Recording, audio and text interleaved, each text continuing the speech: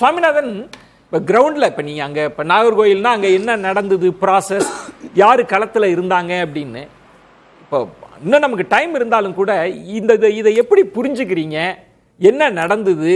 இப்போ நாளை திமுகவோ அதிமுகவோ கட்சிகள், இது நேரடியாக எலெக்ஷனோட சம்பந்தப்பட்டது, இது என்ன தாக்கத்தை ஏற்படுத்த போகுது, இனி கட்சிகள் என்ன செய்ய போறாங்க, எப்படி புரிஞ்சுக்கிறீங்க எல்லாத்தையும் சேர்த்து? நிச்சயமா இது தேர்தலில் மிகப்பெரிய தாக்கத்தை ஏற்படுத்தக்கூடிய ஒரு அம்சம் தான். இதுல ராம்கே சார் குறிப்பிட்டதை போல திமுக அதிமுக இரண்டு கட்சிகளும் ரொம்ப தீவிரமா களத்துல இருந்தாங்க. அதுதான் யதார்த்தமான ஒரு உண்மை. இன்னொன்னு ஆர்கே சார் அவர்கள் குறிப்பிட்டதை போல இந்த குறுகிய காலத்துல இந்த பணிகள் நடந்துச்சு. அது ஒரு மிகப்பெரிய ஒரு குறைபாடு, ரொம்ப குறுகியலான ஒரு காலகட்டம் தான். ஆனா அதை தாண்டி நம்ம அந்த பெரிய எண்ணிக்கை நம்ம பேச வேண்டியது இந்த இடம்பெயர்ந்தவர்கள் என்று நீக்கப்பட்ட ஒரு 67 லட்சம் பேர். அதுக்குள்ள என்ன நடந்துச்சு? அது உண்மையிலே ஒரு பெரிய எண்ணிக்கையா வெளியிலிருந்து பார்க்கிற பொழுது அது உண்மையிலே ஒரு பெரிய எண்ணிக்கை தான். பட் இங்க இந்த பணியை மேற்கொண்டவர்கள் பூத் லெவல் ஆபீசர்ஸ், ஒரு பக்கம் அதிகாரிகள், இன்னொரு பக்கம் பூத் லெவல் ஏஜென்ட், அவங்க அரசியல் கட்சியினர். அந்த கட்சியினர்கிட்ட வெளியிலிருந்து இடம்பெயர்ந்தவர்கள் பலரும் அரசியல் கட்சியினரை தொடர்பு கொண்டு கேட்கதான் செஞ்சாங்க. ஏன்னா களத்துல நம்ம பார்க்கிற பொழுது, நான் இந்த மாதிரி வேற ஊருக்கு வந்துட்டேன், மதுரைக்கு போயிட்டேன், திருச்சி போயிட்டேன், நாகர்கோவில்ல இருக்க என்னோட ஓட்டு, நான் இப்ப வீடு மாறிட்டேன், இங்க ஷிஃப்ட் பண்ணிட்டேன், நான் எப்படி சேர்க்கறதுன்னு கேட்கிறப்ப அவர்கள் அனைவராலும் பெரும்பாலான தருணங்கள் அறிவுறுத்தப்பட்டது, இந்த காலம் முடிந்த உடனே மீண்டும் 18ஆம் தேதி வரை ஒரு அவகாசம் இருக்கு. நீங்க புதிய வாக்காளராக நீங்க அந்த பகுதியிலே நடக்கக்கூடிய அந்த பூத் லெவல் இதுல படிவம் 8 ஃபில்அப் பண்ணி கொடுங்க. அந்த இதுல உங்களுக்கு புதிதாக அங்க இடம்பெயர்ந்த இடத்துல இருந்து சேர்த்துருவாங்க அப்படின்னு சொல்லி அறிவுறுத்தப்பட்டுச்சு. அதற்கென்று தனி படிவம் கொடுக்கும். அதனாலதான் உங்களுக்கு அந்த எண்ணிக்கை பெரிய ஒரு மாற்றமா தெரியுது. இன்னொன்று, இந்த வாக்காளர் வரைவு பட்டியல்ங்கிறது எடப்பாடி பழனிசாமி அவர்கள் வரவேற்கிறதோ, எஸ்ஐஆரை வரவேற்கிறதோ, பாஜக தரப்பு வரவேற்கிறதோ, அவர்கள் பீகாரை ஒரு முன்னுதாரணமாக நினைத்து வரவேற்கிறாங்க. ஆனா அது ஒரு மிகப்பெரிய தவறு இருக்கு அதுக்குள்ள. பொதுவா அங்க பீகார்ல நடந்தது பாஜகவுக்கு சாதகமாக முடியல, அந்த எஸ்ஐஆர் பணிகள் ஆளுங்கட்சிக்கு சாதகமா முடிந்திருக்கிறது. அந்த கோணத்துலதான் அதை அணுகணும். நீங்க இன்னைக்கு வந்திருக்கக்கூடிய இந்த புள்ளி வரமே ஒரு சின்ன ஒரு விளக்கம் சார். ஆண்கள் ஓட்டு 2,66,63,000 ஓட்டு இருக்கு. அதை விட 10 லட்சம் ஓட்டு அதிகமா பெண்கள் ஓட்டு 2,77,00,000 ஓட்டு இருக்கு. நீங்க இங்க தமிழ்நாட்டுல உண்மையிலேயே இந்த எஸ்ஐஆர் பணிகள்ல பாஜக தலையீடு இருக்குன்னா அவர்கள் நீக்க வேண்டியது சிறுபான்மையினர் ஓட்டுகளையோ வேற எதுகளோ ஓட்டுகளையோ குறிவித்தால் வேண்டுமானால் பலவீனம் மற்ற மாநிலங்கள்ல இருக்கலாம். ஆனா தமிழ்நாட்டை பொறுத்தவரை பெண்களுக்கான திட்டங்கள் தானே அதிகம் நடக்குது.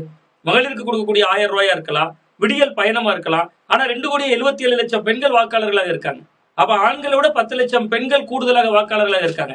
இன்னொன்று, எஸ்ஐஆர் பணிகள்ல ஒரு அரசாகவும் அரசியல் கட்சியாகவும் திமுக ரொம்ப தீவிரமா களப்பணியாற்றுறாங்க. ஒரு பக்கம் வெளியில எஸ்ஐஆர் எதிர்த்தாங்க, ஆனா கிரவுண்ட்ல டிஎம்கே ரொம்ப தீவிரமா சுவாமிநாதன், நீங்க சொல்ற மாதிரி அதிமுக என்ன சொன்னாங்கன்னா, பிஎல்ஓவுக்கு இன்ஸ்ட்ரக்ஷன் கொடுக்கிற இடத்துல பிஎல்ஏ தான் இருக்கிறாங்க, கட்சிக்காரங்க தான் இன்ஸ்ட்ரக்ஷனே கொடுத்து ஆபரேட் பண்றாங்கன்னு சொல்லி எஸ்ஐஆரையே தவறா பயன்படுத்துறாங்கன்னு சொல்லப்பட்டது. அதை தாண்டி தான் இந்த நம்பர் எப்படி வந்தது, இது யாருக்காவது பலன் தர போகுதான்ற ஒரு கேள்வி போச்சு நமக்கு. ஆமா, நிச்சயமா சார். அதனாலதான் சார் இது பெண்கள் ஓட்டு இப்ப அதிகமா தான் இருக்கு சார். இன்னொன்று, இறந்தவர்கள் 26 லட்சம் பேர் இறந்திருக்காங்க. அந்த ஓட்டுகள் நமக்கு நீக்கப்பட்டிருக்கு. இப்ப 26 லட்சம் பேர் இறந்தவர்கள் மட்டும் இருக்காங்க. இடம்பெயர்ந்தவர்கள் தான் மீண்டும் அந்த படிவத்தை கொடுத்து வரக்கூடிய விரைவிலேயே அந்த ஜனவரி 18 வரைக்கும் அவர்களுக்கு அவகாசம் கொடுக்கப்பட்டிருக்கு. இடம்பெயர்ந்தவர்கள், அந்த இடம்பெயர்ந்தவர்கள்ட்ட நான் சொன்னதை போல இப்படிதான் அறிவுறுத்தப்பட்டுச்சு. நீங்க எந்த ஊர்ல இருக்கிறீங்களோ அந்த ஊர்ல புதிதாக இந்த 18ஆம் தேதி வரைக்கும் நீங்க படிவத்தை கொடுக்கலாம், அதற்கான படிவம்னு கேட்டீங்கன்னா தந்துருவாங்கன்னு சொல்லியிருந்தாங்க. சோ அதனால இந்த ஓட்டு கணக்கு மாறு சார். நீங்க 2020 சட்டமன்ற தேர்தலில் பீகார்ல பாஜக அந்த ஓட்டு எடுத்ததை விட, பாஜகவும் நிதிஷ்குமார் கட்சியும் எடுத்த ஓட்டை விட நீங்க எஸ்ஐஆருக்கு பின்பு 51 லட்சம் ஓட்டு அவர்களுக்கு கூடி இருந்துச்சு. 2025 தேர்தலில் 51 லட்சம் ஓட்டு கூடி இருந்துச்சு. அப்படிங்கிறது பாஜகவுக்கான வெற்றி இல்லை, அந்த ஆளுங்கட்சிக்கு கொஞ்சம் கூடுதலாக ஓட்டு விழுந்திருக்கு ஒன்று.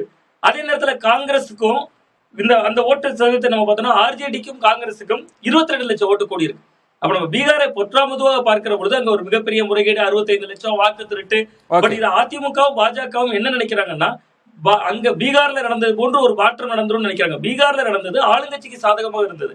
காரணம் என்ன, அவர்கள் களத்துல இருந்து அதிகமான உறுப்பினர்களை சேர்த்தாங்க. தமிழ்நாட்டுல அதுல திமுகவுக்கு ஒரு இடையூறு ஏற்படக்கூடிய இடம் எந்த இடமா இருக்கும்னா, இப்ப புதிதாக இளைஞர்கள் இனிமேல் சேர்க்கப்படுவாங்க. படிவம் வழங்கப்பட்டு புதிதாக ஜனவரி 18ஆம் தேதி வரை சேர்க்கப்படுகிறார்கள். அந்த இளைஞர்கள் பீகார் போன்ற மாநிலங்கள்ல பாஜகவை ஆதரிச்சாங்க, ஆளுங்கட்சி ஆதரிச்சாங்க. அதனாலதான் உங்களுக்கு 51 லட்சம் ஓட்டு அங்க அதிகமாக 2020 ஒப்பிடுகிற கூடியது. ஆனா வரக்கூடிய சட்டமன்ற தேர்தலில் அந்த இளைஞர்கள் விஜய் ஆதரிப்பதற்கான வாய்ப்பு இருக்கு தமிழ்நாட்டு அரசியல் களத்துல. சோ இது திமுக அதிமுக அதே நேரத்துல தாவேகான் மும்முனை போட்டியை தான் கூர்மையாக்கி இருக்குது அப்படின்னு தான் நான் பாக்கிறேன். நீங்க சொல்றது பாயிண்ட் என்னன்னா, நீங்க சொல்ற பாயிண்ட்ன்றது எஸ்ஐஆர்ன்றது அட்வான்டேஜ், ஆளுங்கட்சிக்கு அட்வான்டேஜ தருது அப்படின்ற ஒரு பாயிண்ட்டும், அடுத்து 18ஆம் தேதி வரைக்கும் டைம் இருக்கு. நாளைக்கு விடுபட்டவர்களை ஒவ்வொரு கட்சியும் சேர்க்கலாம். அதான் ராம்கி எல்லாம் சொல்றாரு. இல்ல இன்னொரு கோணத்தில் பார்த்தா இபிஎஸ் அவர்களோட ஆர்குமெண்ட்ன்றது இதற்கு முன்பு இருந்த வாக்காளர் பட்டியலில் ஒரு பெரிய குளறுபடி இருந்தது, அதை திமுக பயன்படுத்தி ஜெயிச்சிருச்சு, இனி ஜெயிக்க வாய்ப்பு இல்லை அப்படின்ற ஒரு தொனி இருக்குல்ல, அதை நீங்க எப்படி பாக்குறீங்க இபிஎஸ் அவங்களோட அறிக்கையை? இல்ல அது பொதுவாகவே ஒரு அரசியல் கட்சியாக அவர் அதைத்தான் அரசியலாக முன்னெடுக்க முடியும். ஒன்று. இன்னொன்று, நீங்க நடந்து முடிந்த சட்டமன்ற தேர்தலை எடுத்து பார்த்தா மொத்தமா ஒரு 2 லட்சம் 3 லட்சம் ஓட்டுகள் தான் வித்தியாசம் திமுக எடுத்த ஓட்டுக்கும் அண்ணா திராவிட முன்னேற்ற கழகம் எடுத்த ஓட்டுக்கும். அப்ப அது அவர் தொண்டர்கள் மத்தியில் ஒரு நம்பிக்கைக்காக பேசுகிறார். பாருங்க, 4 லட்சம் ஓட்டை நீக்கிட்டாங்க, நம்ம ரேஸ்ல வந்துட்டோம், விருப்ப மனு வாங்கிட்டோம், இப்ப நம்ம ஆக்டிவா இருக்கோம் அப்படி என்பது தொண்டர்கள் தரப்பில் கொடுக்கக்கூடிய ஒரு நம்பிக்கை. மற்றபடி இந்த எஸ்ஐஆரால எந்த கணக்கும் தமிழ்நாட்டு அரசியல்ல மாறாது அப்படின்னு தான் நான் பாக்குறேன். ஏன்னா விடுபட்டவர்களை மீண்டும் சேர்ப்பதற்கான ஒரு வாய்ப்பு இருக்கிறது. இறந்தவர்கள் இன்னொன்னு சார், நீங்க மிக முக்கியமா பாத்தீங்கன்னா கிட்டத்தட்ட ஒரு 13,54,000 பேர் ஃபார்மையை திருப்பி கொடுக்கல. 13,54,013 பேர் வாங்கிய பூர்த்தி செய்த விண்ணப்ப படிவத்தை கூட கொடுக்கல. இவங்கள யாருன்னா தேர்தலுக்கு ஓட்டே போட போகாம வீட்டுல உட்காந்து அன்றைய நாள் ஒரு விடுமுறை நாள் மாதிரி நினைப்பாங்க. இனிமேல் நீங்க பீகார் எலெக்ஷன் ஒரு முன்னுதாங்க சார், அதான் நான் சொன்னேன். பீகார்ல 57% இருந்தது வாக்குப்பதிவு அதுக்கு முன்பு 2020. ஆனா 2025 67% இருந்துச்சு. அது எப்படி மாறுச்சுன்னா, இந்த மாதிரி யாரெல்லாம் ஓட்டு போட போக மாட்டாங்களோ அவங்க எல்லாம் முளையிலேயே கிள்ளி எறியப்பட்டுருவாங்க, வீட்லயே ஃபார்ம் வச்சுட்டு உட்கார்ந்துருவாங்க. கிட்டத்தட்ட ஓட்டுரிமை இருந்தா தானே பெர்சன்டேஜ்ல வித்தியாசம். நீங்க இறந்தோர்களை பட்டியலில் இருந்து நீக்கினாலே உங்களுக்கு வாக்கு சதவீதம் உயர்ந்ததா தான் அந்த கணக்கு வரும். ஏன்னா அவங்க எல்லாம் இன்ஆக்டிவா இருந்தவங்களை தூக்கிட்டாங்க அப்படின்னு நீங்க ஒரு முக்கியமான பார்வை முன் வச்சிருக்கீங்க.